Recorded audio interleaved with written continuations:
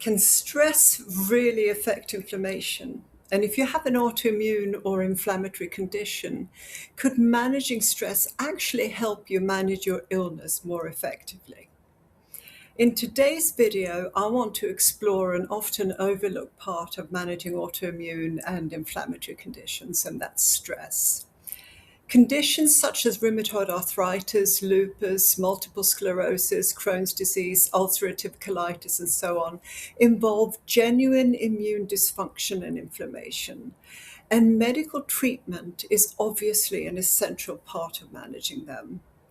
But stress can also affect multiple systems throughout the body, including the nervous system, the endocrine system, and the immune system. And research suggests that psychological stress can influence inflammatory and immune processes and may therefore affect symptoms and disease activity in some conditions. Stress management is about learning practical ways to regulate your stress response, build resilience, and cope more effectively with the challenges of living with a chronic condition. And these skills can support your overall well-being and may even help you manage your illness more effectively. And that's what we'll explore in today's video. What we actually know about the relationship between stress, inflammation, and autoimmune disease, and why stress management can be an important part of living well with these conditions.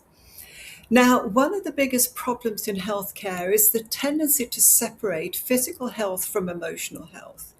And many people are told that because their illness is biological, stress shouldn't matter. But stress is not simply a feeling. Stress is a biological process. When we experience ongoing pressure, conflict, grief, uncertainty, trauma, or major life challenges, the body responds physiologically. Heart rate changes, hormones change, the nervous system changes, and the immune system changes. In other words, emotional stress is also a physical event. And the body doesn't always distinguish between a physical threat and a psychological one.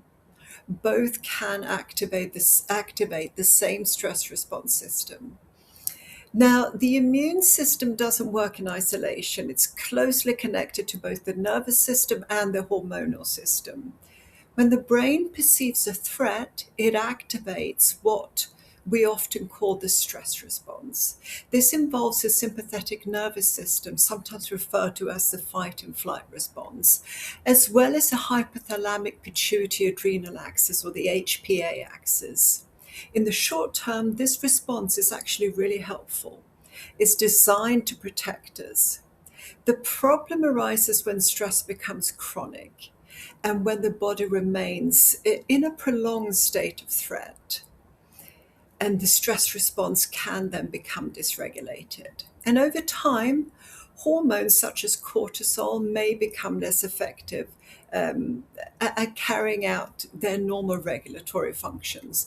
And instead of helping to keep inflammation under control, the system can become less responsive to its own braking mechanisms. The result can be increased inflammatory activity. And for people who already have an autoimmune or inflammatory condition, that can create additional challenges. What is becoming increasingly clear is that chronic stress doesn't simply occur alongside autoimmune disease. In many cases, it can actually contribute to disease activity. And one way this happens is through increased inflammation. And studies have shown that psychological stress can increase inflammatory signaling within the body. When inflammation increases, symptoms such as pain, stiffness, fatigue, and swelling may also increase. Another issue is immune regulation. A healthy immune system needs balance. And some parts of the immune system activate when protection is needed, while other parts help switch that response off again. Chronic stress can disrupt that balance, and the immune response can become less regulated and more inflammatory. And this may contribute to more frequent or more severe disease flares in some people. Stress can also affect the body's ability to recover. Healing requires periods of safety and restoration. And when the nervous system remains in a prolonged state of vigilance, the body's resources are directed towards survival rather than repair. That doesn't mean healing stops completely, but it can become less efficient.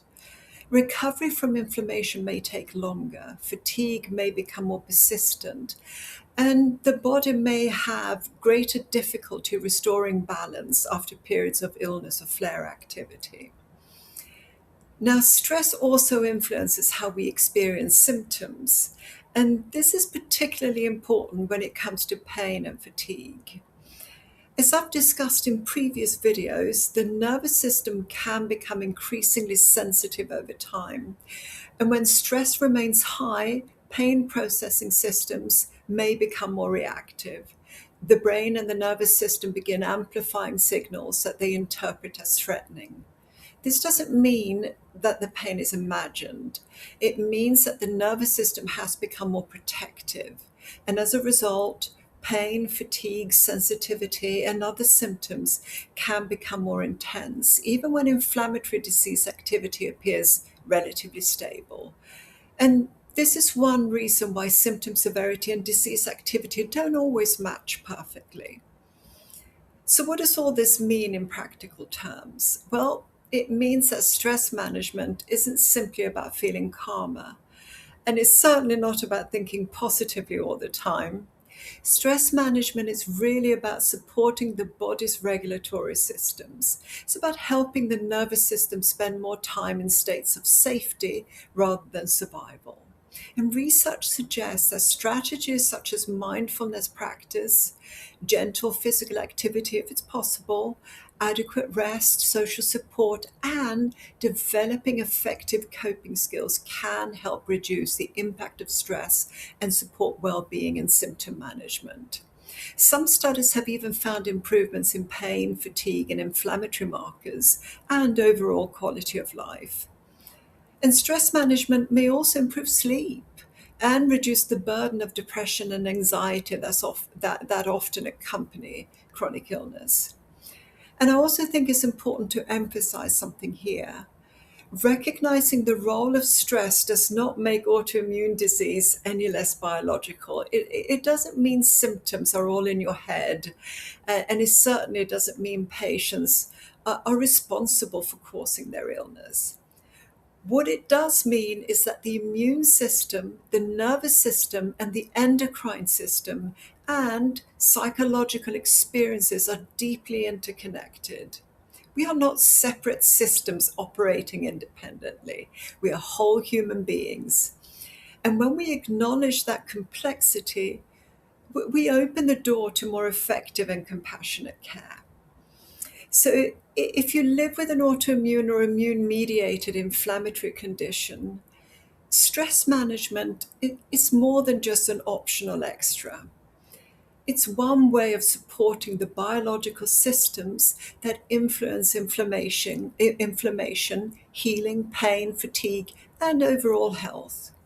Alongside appropriate medical care, learning how to reduce chronic physiological stress may help create the conditions that allow the body to function at its best.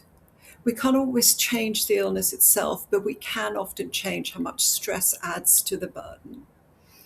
Now, if you found this video helpful, please consider liking, subscribing, and sharing it with others who may benefit. And hopefully, I will see you in the next video. Thanks for watching.